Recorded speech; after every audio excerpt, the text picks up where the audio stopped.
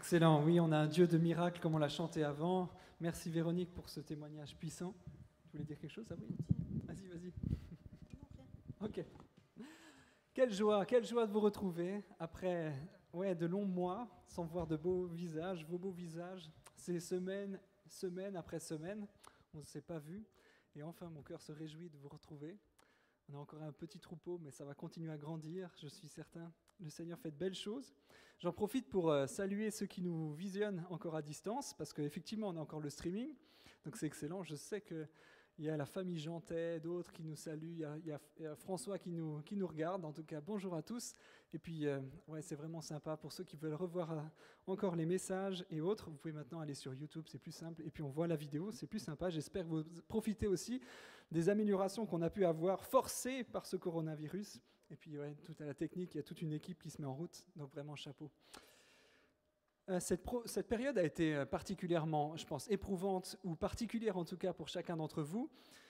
Alors, il y a eu des côtés évidemment bien difficiles et compliqués pour plusieurs.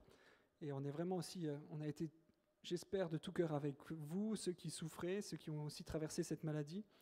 Mais pour d'autres, cette période a été plutôt agréable. Certains, j'entends quand même pas mal de retours qui me disent « Ah, mais c'était quand même bien le confinement, c'était bien de pouvoir vivre des temps en famille. Des cultes en famille, c'était pas mal en fait. » On en arrive finalement peut-être à la conclusion. Pourquoi donc aller à l'église en fait? À quoi ça sert? Il y en a certains qui s'épuisent à donner, à faire, à servir, à faire plein de choses dans l'église. Et puis d'autres, ils se disent, mais en fait, finalement, j'ai accès à des meilleures prédications en ligne, j'ai peut-être des meilleurs messages sur le net, des meilleurs temps de louanges qui sont accessibles en ligne. Pourquoi donc venir à l'église, en fait? Et en fait, c'est pas faux. Il y a d'excellents messages en ligne, il y a d'excellentes louanges en ligne, et puis je crois que c'est bien de pouvoir se nourrir et profiter de ce que Dieu nous donne. Mais je pense qu'il y a d'autres choses. Je pense qu'on peut revenir aux fondamentaux, et l'Église avait certainement besoin d'une remise en question pour revenir justement à la base et au fondement. Pour prendre l'image du corps qu'est l'Église, on était peut-être devenu en surpoids, avec beaucoup de gens passifs autour d'une ossature qui était peut-être faible et des musculatures un petit peu fragiles. Pas que la taille soit un problème, mais je pense qu'on avait besoin d'un changement de mentalité, un changement de paradigme. On est autrement et l'Église est différente. On avait besoin de changer de manière de penser. À quoi ça sert de chauffer, de chauffer un siège le dimanche matin, si on perd la passion pour le royaume de Dieu, si on ne comprend plus pourquoi on fait les choses, pourquoi on s'est réunis le dimanche, si on perd cette passion de l'Église et de sa mission, à quoi ça sert? Et on est tous, je pense, passés par un moment donné de doutes, de questions, mais finalement, pourquoi pas vivre autrement? Pourquoi pas vivre à la maison? Pourquoi pas faire autrement l'Église? Et je pense qu'un temps de réforme est nécessaire pour repenser l'Église, et je pense que c'est bien, il y a un groupe de travail qui réfléchit, il y a certainement des pistes à améliorer, à changer, à transformer pour être plus pertinent, plus au cœur de ce que Dieu veut. Ça, j'en suis persuadé. Mais gardons les fondamentaux de la mission de l'Église. L'Église, c'est principalement le moyen que Jésus a choisi pour mettre en place son projet, pour faire de toutes les nations ses disciples. C'est le corps de Christ en mouvement avec Jésus à sa tête. Vous êtes le corps de Christ et vous êtes ses membres, chacun pour sa part. 1 Corinthiens 12, 27. Il est la tête du corps de l'Église. 1 Corinthiens 1, 18. Évidemment, c'est évident de me placer Jésus à la tête. C'est lui qui bâtit, c'est lui qui doit diriger l'Église, et c'est lui, j'espère, qu'on laisse diriger l'Église aussi maintenant. Mais je ne veux pas enfoncer des portes ouvertes aujourd'hui, ça c'est l'évidence, c'est Jésus à la tête. Mais le corps, qu'est-ce que c'est? Un corps doit être harmonieux, bien constitué s'il veut être fonctionnel. On ne peut pas laisser un organe, un pied, une main, même un cœur qui est trop grand, démesuré. Le corps n'est pas un pied géant ou un cœur immense. Chacun doit avoir la bonne taille, respecter la fonction qui est la sienne pour que ça marche, pour que ça fonctionne. On est un corps avec des fonctions variées. La musique, elle ne sera jamais à 100% comme tu l'écoutes. Le message ne sera jamais à 100% comme ce qui t'édifie à 100%. L'accueil, ça ne sera pas exactement comme tu l'entends et tu l'aurais fait. On est une facette différente, on est chacun différent. Et ensemble, on est un corps avec des fonctions différentes et qui doit être uni, fonctionnel, équilibré. Certains sont bons pour accueillir, d'autres sont bons pour la prière, d'autres pour la musique et certains pour la convivialité, et j'en passe bien sûr. L'Église doit être le corps complet de ces différents aspects.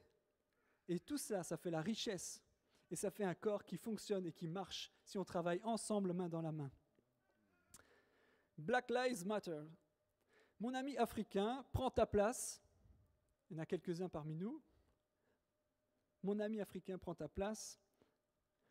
On a besoin de genoux qui prient, qui intercèdent, des danses qui louent. On a besoin de la passion.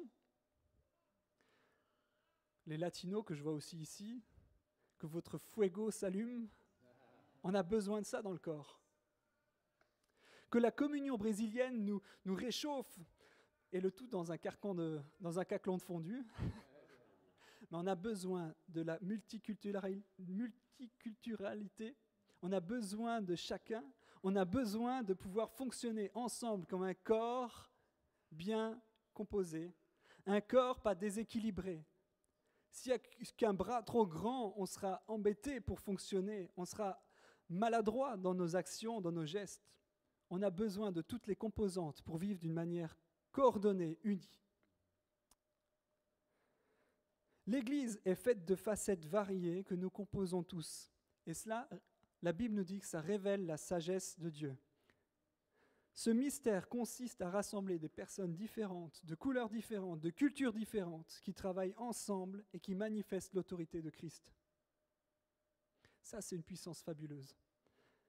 Éphésiens 3,10 nous dit « Ainsi les dominations et les autorités dans les lieux célestes connaissent maintenant par le moyen de l'Église la sagesse infiniment variée de Dieu. » Si on comprend ce que ça veut dire, c'est que la sagesse de Dieu se manifeste par des facettes qui sont l'Église, qui est composée par l'Église. L'Église reflète comme un diamant différentes facettes, et ces facettes-là doivent s'exprimer pour montrer la sagesse de Dieu. Pour que ça marche, il faut que ce soit uni, et il faut que la lumière puisse se refléter dans chacune des facettes. Ta vie importe, ta place importe dans l'Église. L'Église, c'est toi, c'est nous. L'Église, c'est chacun d'entre nous, c'est chaque facette qui se révèle.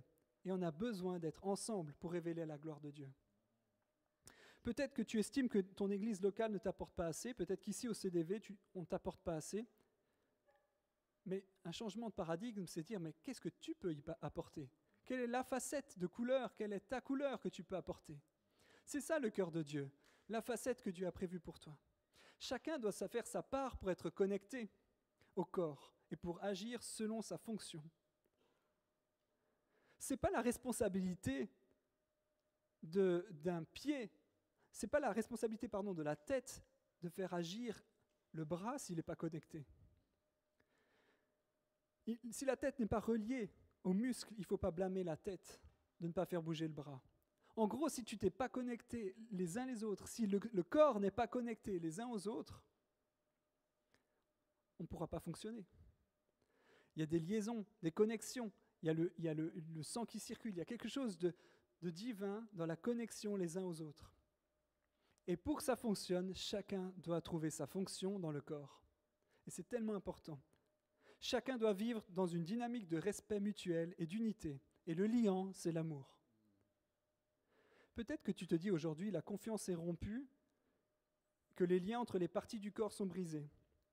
Et peut-être, oui, les pasteurs, on vous a déçus, et ça se reproduira. C'est une mauvaise nouvelle, mais ça se reproduira. On est humain, faible, on vous a certainement déçus. Mais Jésus nous demande de pardonner 7 fois, 70 fois. J'essaie de le faire. Vous aussi, vous avez votre responsabilité de vous connecter à nous, à vous, entre nous. C'est notre responsabilité de rester connectés les uns aux autres. Je vous prie de nous pardonner, de pardonner chacun et de retisser des liens ensemble dans les parties du corps. Sinon, on sera inefficace, décousu. Et pourquoi cela? Parce que l'Église est une maison qui accueille la présence de Dieu. C'est sa mission première. Éphésiens 2, 21-22, c'est en union avec le Christ que vous aussi, vous faites partie de la maison qui est construite. Et vous formez, avec tous les autres, un lieu où Dieu habite par son esprit. Voilà une mission réjouissante. Ensemble, lorsqu'on est ensemble, unis, comme un corps, unis, comme une maison édifiée, la présence de Dieu est là par son esprit. Et c'est pour ça que je suis réjoui aujourd'hui. C'est pour ça que mon cœur est en fête, parce qu'ensemble, il y a une puissance. Lorsqu'on est unis ensemble, la présence de Dieu vient. Dieu est là, et tout peut arriver. Le Dieu des miracles qu'on a chanté est ici parmi nous, parce qu'on est un édifice uni, et la présence de Dieu vient au milieu. Mes amis, c'est le temps d'être édifiés, d'être mis les uns avec les autres, de former un corps solide, uni, où la présence de Dieu est là. C'est ça notre cœur, notre objectif, que Dieu soit au milieu de nous. Lorsque Dieu est là, Christ en nous, l'espérance de la gloire, c'est que quand Dieu est là, la gloire de Dieu se manifeste. Un lieu d'adoration où Dieu est au centre. Les amis, notre Église doit être le lieu pour fêter la présence de Dieu, un lieu de chant, d'adoration, comme on a pu commencer à le vivre, et je pense qu'on va progresser encore davantage pour qu'il y ait une louange collective. J'ai hâte qu'on progresse tellement dans ce domaine-là. J'ai hâte qu'on grandisse dans la fête de la présence de Dieu au milieu de nous, l'adorer, l'acclamer, lui rendre la gloire. Qu'on puisse grandir dans ce domaine-là, parce qu'il y a quelque chose dans l'unité. Il y a quelque chose d'être nombreux. Quelques-uns en doutent? Psaume 22, 4. Pourtant tu es le Saint, tu sièges au milieu des louanges d'Israël. Psaume 35, 18. Je te dirai merci dans la grande assemblée, au milieu d'une grande foule, je chanterai ta louange. Certains disent, l'Église est trop grande, c'est une industrie. Je louerai mon Dieu dans une grande foule. Quel privilège j'ai d'être au centre de vie avec une grande foule, avec vous. Quel privilège d'être ensemble, unis à acclamer le Seigneur. Mes amis, vous n'aimez peut-être pas la foule, mais je vous dis, dans l'éternité, il y aura du monde.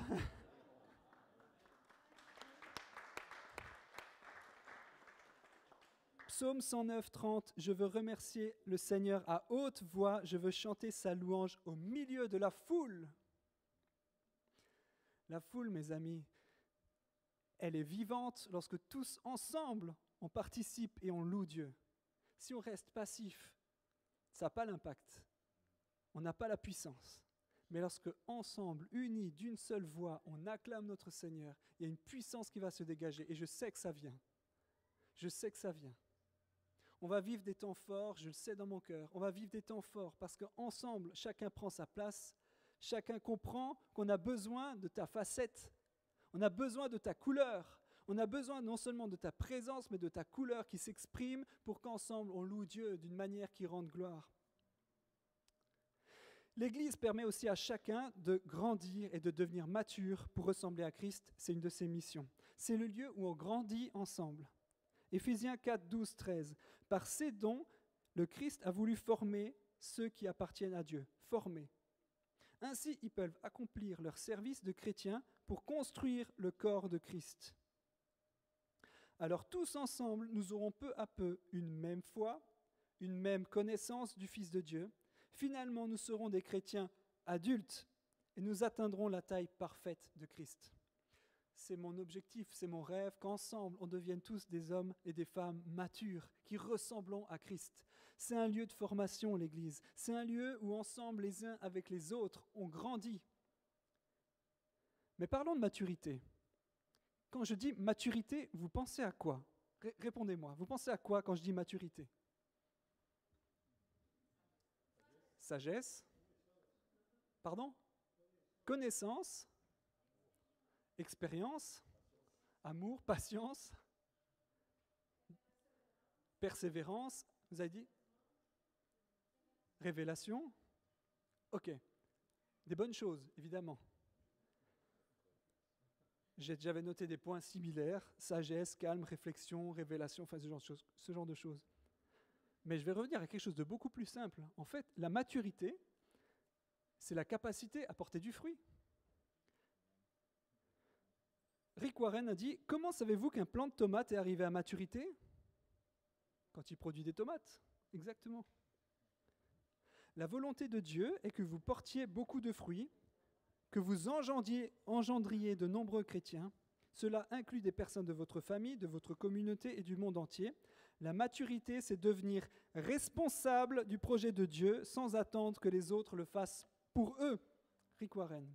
Je trouve tellement puissant. La maturité, c'est devenir responsable du projet de Dieu sans attendre que les autres le fassent pour eux. Quelle puissance! Ta vie importe. Ta vie importe et ta voix importe dans l'Église. Ta place est d'être responsable avec moi de la mission qui est la nôtre, de faire des nations des disciples, d'annoncer la parole, la bonne nouvelle de Christ autour de nous, de porter du fruit. Pas seulement évidemment des conversions, mais du fruit, du bon fruit. Et ensemble, on peut grandir à porter du fruit. On y travaille dans l'expression des dons mutuels, on grandit dans l'expression aussi simplement de la communion fraternelle, de grandir dans notre caractère. On se frotte les uns les autres, notre caractère grandit, le fruit de l'esprit se manifeste. Mais la maturité, c'est la capacité à porter du fruit. Église de Neuchâtel, comme dirait Bruno Picard, Église de Neuchâtel, il est temps de porter du fruit. Il est temps qu'on devienne tous matures, à maturité pour porter du fruit, dans l'unité avec la présence de Dieu. Fini la passivité, le ronron hebdomadaire, portons du fruit, reprenons notre place. Ce corps est en mouvement. En effet, l'Église a la vocation de propager la bonne nouvelle pour être une lumière dans le monde, une cité qui bénit les nations. Vous serez mes témoins à Jérusalem, dans toute la Judée, dans la Samarie et jusqu'aux extrémités de la terre. Il y a cette progression de l'influence, du témoignage, du royaume de Dieu qui grandit. Je vous invite à prendre un verset, ceux qui ont des Bibles, je vous invite à les ouvrir. On va prendre Actes des Apôtres 2, versets 42 à 47. Je vous invite vraiment, on prend un petit temps ensemble de manière un peu plus conviviale. Alors on ne peut pas se mettre en groupe, hein, Corona oblige, mais peut-être en petite famille ou un truc, en petit groupe. Je vous invite juste à lire ça ensemble avec moi et on va y tirer quelques versets, quelques pépites, j'imagine. Acte 2, 42, 47. Je vais le lire. Régulièrement et fidèlement, les croyants écoutaient l'enseignement des apôtres. Écoute, je vais le lire au présent. Ils vivent comme des frères et sœurs, ils partagent le pain et ils prient ensemble. Les apôtres font beaucoup de choses extraordinaires et étonnantes, et les gens sont frappés de cela. Tous les croyants sont unis, ils mettent tout en commun, ce qu'ils ont. Ils vendent leurs propriétés, leurs objets de valeur, ils partagent l'argent entre tous et chacun reçoit ce qui lui est nécessaire. Chaque jour, d'un seul cœur, ils se réunissent fidèlement dans le temple, ils partagent le pain dans leur maison, ils mangent leur nourriture avec joie, avec un cœur simple, ils chantent la louange de Dieu et tout le peuple les aime. Chaque jour, le Seigneur ajoute à leur communauté ceux qui sont sauvés. Je propose juste de réfléchir, on prend 2 minutes, et vous allez, si vous voulez bien, hein, je force personne, à en tirer quelques valeurs. Quelles sont les valeurs de l'Église primitive ? Qu'est-ce qui les anime ? Quelles sont leurs valeurs ? Comment ils vivent les choses ? Qu'est-ce qui vraiment anime leur cœur ? Prenez un petit temps pour réfléchir sur ce sujet. Peut-être les lister ou les recenser.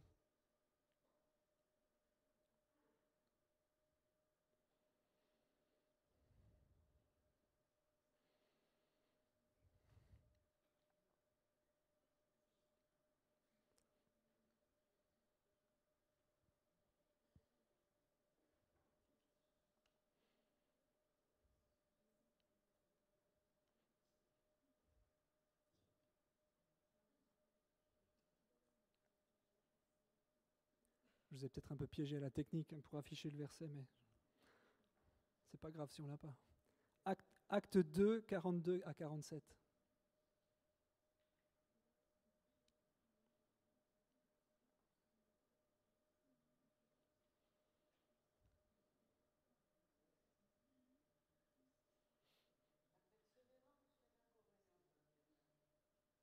C'en est une, exactement.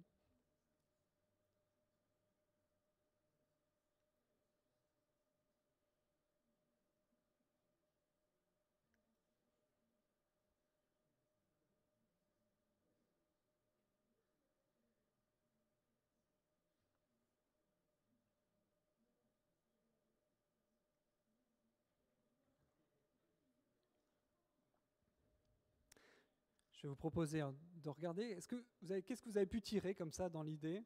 Je vais en recenser quelques-uns. J'ai entendu persévérance, communion, communion fraternelle, pardon, fidélité, partage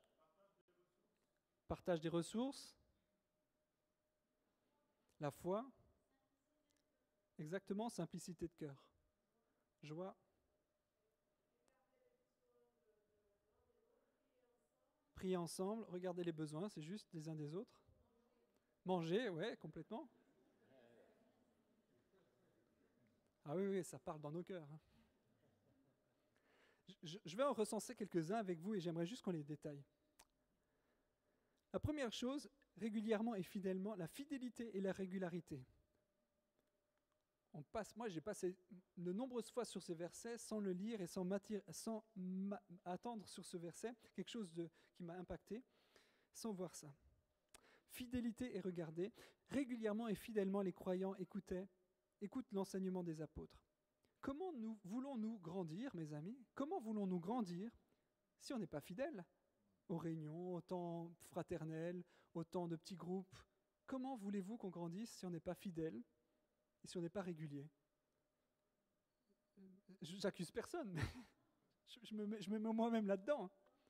Mais on ne peut pas grandir si la notion de fidélité n'est pas attachée à notre cœur. Ça vient depuis le début, ils l'ont compris. Bien sûr, il faut la joie de revenir, il ne faut pas que ce soit dans un contexte nocif, enfin, on va revenir là-dedans, mais en tout cas, là-dedans, ils avaient la joie de venir. Et moi, j'aimerais qu'on soit une église qui se réjouisse de revenir régulièrement dans la présence de Dieu, dans la communion fraternelle, qu'il est bon pour des frères de demeurer ensemble, on l'a lu avant, ou je ne sais plus, dans un temps de prière.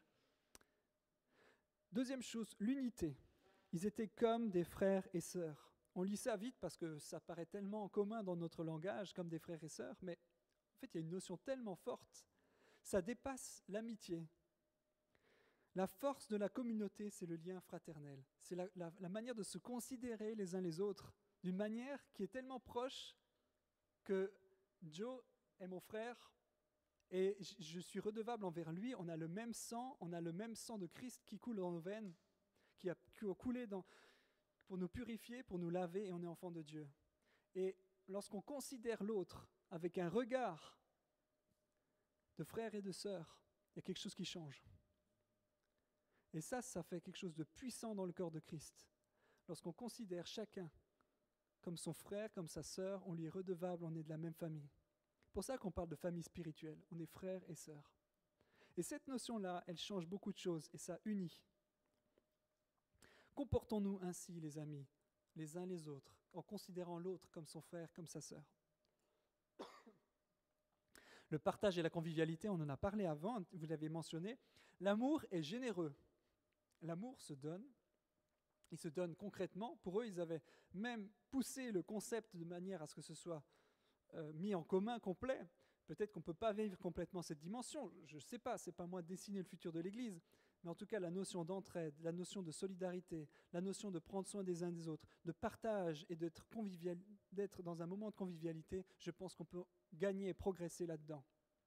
J'ai hâte des temps, on prend des temps ensemble, on mange ensemble, on prend des temps de convivialité, on peut ressouder, revivre quelque chose de fort comme un corps. C'est pas le corona, mais je perds ma voix. Invitons-nous mutuellement, il y a tellement de choses là-dedans. Je vous invite vraiment à vous inviter régulièrement. Prenez un temps ensemble, à midi, des groupes connect. Prenez du temps convivial, mes amis. On renforce les liens par la convivialité. Suivant la prière. Qui prie encore à plusieurs? Vous avez vu comment ils font?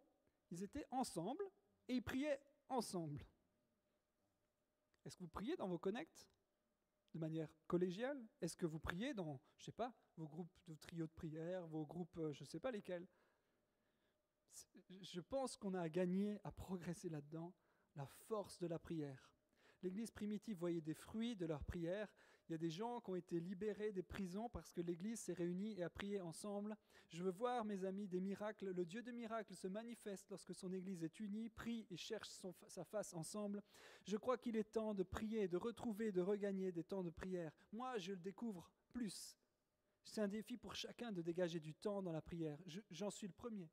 Mais je sais que lorsqu'on vit des temps en équipe aussi élargie, lorsqu'on prend des temps de prière, il y a une force qui se dégage, il y a une puissance et une direction de Dieu qui se donne. Mes amis, je vous encourage, prenez des temps à plusieurs pour prier. C'est bien seul, à fond, mais c'est bien aussi d'être ensemble et de prier ensemble. Les premiers l'avaient compris, à nous aussi de regagner ce qu'ils avaient compris. Le chant et la louange. Alors là, c'est clair. L'Église chante et loue son Dieu. Et ça, c'est pour ça que j'aime que la louange soit au milieu de notre culte. C'est pas, bien sûr, on a des rites, on a des manières de faire, malgré tout, on a beau dépouiller ce qu'on peut, il y a toujours des choses qui restent. Mais je pense, mes amis, que dans une Église vivante, le chant et la louange à sa place. Le chant et l'adoration à sa pleine place. Parce que c'est important d'être ensemble pour reconnaître qui est Dieu, de lui rendre toute la gloire, de l'honorer par des chants et par une louange qui est éclatante pour lui. L'Église chante. L'Église chante. On le voit dans toute la Bible. La joie et l'humilité, on disait, le cœur humble, le cœur simple. Pas de prise de tête, pas de complexité dans les relations. Nous devons nous faire tellement de bien, que les choses doivent changer. Ça, c'est la suivante, la bénédiction. L'Église a une vocation de bénir et d'être aimée. Vous avez vu ça? Et tout le peuple les aime. C'est-à-dire les non-croyants. Tout le peuple les aime. Quand est-ce qu'on a une Église qui bénit tellement sa cité, tellement son environnement, qu'on est aimé, on est reconnu, on est aimé pour le bien qu'on fait? Je ne dis pas qu'il n'y a pas de persécution, mais je parle de la reconnaissance du bien que fait l'Église autour d'elle. On a regagné. Je bénis Un Jour Sans Fin pour le ministère qu'ils ont, pour la bénédiction qu'ils sont, la reconnaissance qu'ils sont, pour tout ce que vous avez fait. Un grand merci, vous êtes incroyables.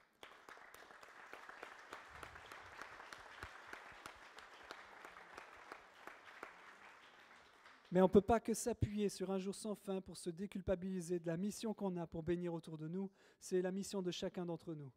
On a une vocation d'amener une bénédiction autour de nous par notre caractère, par nos actions, par notre comportement, par des choses concrètes. Et je crois qu'on peut reconquérir ces prochains temps, des actions toutes concrètes pour bénir la cité autour de nous. L'accueil des nouveaux. Vous avez vu à la fin, chaque jour le Seigneur ajoute à leur communauté ceux qui sont sauvés. Le Seigneur fait, mais eux s'ajoutent. Et il faut pouvoir être capable d'accueillir ceux que le Seigneur ajoute au corps. L'Église est ouverte et accueillante pour les nouveaux qui arrivent tous les jours. Une Église vivante reçoit le nouveau par le Seigneur. C'est le Seigneur qui fait, mais on doit accueillir.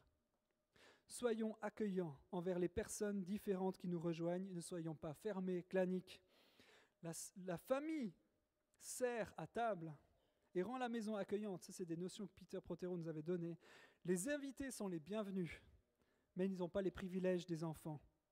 Dans une famille, les parents montrent aux enfants comment aider. Je crois que ça, c'est moi qui prolonge la parabole, mais c'est ça aussi, faire des disciples. Et je pense qu'on a à nous, notre rôle, c'est de rendre la maison accueillante pour les nouveaux, c'est de favoriser leur intégration au corps pour qu'une facette de plus puisse refléter la gloire de Christ. Moi, j'aime pas laver la salade, ma femme le sait, mais je le fais par amour pour elle et parce que je veux que le repas soit bon pour moi et surtout pour les invités. Je veux dire, il y a des tâches qui ne sont pas super exaltantes, mais on les fait parce que c'est important pour que les invités se sentent bien, pour que la famille se sente bien aussi. Et je crois que c'est aussi notre tâche de rendre la maison belle, accueillante. C'est pour ça qu'on essaie de faire ce qu'on fait. On ne cherche pas à faire du produit, de l'excellence, juste pour le beau principe, se faire du bien nous-mêmes. C'est pour rendre la maison belle et accueillante. Si les locaux sont propres, c'est parce qu'on veut rendre la maison belle et accueillante. Si quelqu'un fait du nettoyage, c'est pas juste parce qu'il a un sens du service déployé, oui, mais parce qu'il le fait, parce qu'il veut rendre accueillante pour nous, pour les invités. À nous de savoir comment rendre la maison belle et accueillante. Ça se fait par l'exercice de nos dons de manière excellente, du mieux qu'on peut, pour rendre la maison belle et accueillante, pour la famille et pour les invités. Une église mature est composée de personnes qui prennent les nouveaux sur leurs ailes pour leur montrer comment servir, pour les intégrer et pour qu'ils trouvent leur place. Oubliez les pasteurs dans ce job, on est bien trop nombreux. C'est notre rôle à chacun d'intégrer, de favoriser, de rendre convivial C'est pour ça que j'en parle aujourd'hui. Ces fondamentaux, c'est notre rôle à chacun. On est tous responsables. C'est ça la maturité. Être responsable de la mission qui est confiée au corps. J'aime trop le CDV pour qu'on revienne dans nos schémas du passé et qu'on soit un corps passif. Église de Jésus reprend vie. Que ce soit un lieu qui accueille la présence de notre Seigneur, qu'on le célèbre par nos chants, par notre louange, qu'on grandisse en maturité pour que la lumière de Christ illumine les ténèbres qui sont autour de nous. Nous avons une mission. Qui est prêt à l'assumer? Moi, j'en suis de ceux qui veulent que ça grandisse, qui veulent que la mission, qui s'approprient la mission et qu'on puisse ensemble répandre la bonne nouvelle de Christ. Quel est ton don que tu peux mettre au service des autres pour rendre la maison belle et pour être une jolie facette de la sagesse de Dieu? Quel est ton rôle? Quel est le son que tu as à répandre? On veut rendre la maison accueillante, belle, sainte, remplie de la présence de Dieu. Christ au centre, Christ à la tête, et que sa présence remplisse ce lieu. Mes amis, c'était peut-être bon de repartir sur les fondamentaux. Pourquoi l'Église? Pourquoi se réunir? Pourquoi être ensemble? Mais je crois vraiment qu'il y a une mission forte que Dieu a pour nous, et une lettre de mission qui est donnée pour le centre de vie. Est-ce que vous êtes prêts à la relever? Moi, j'aimerais qu'on la relève ensemble, parce que sans toi, on ne peut pas la vivre. Ensemble, on pourra être unis pour remplir la mission. Soyez vraiment bénis.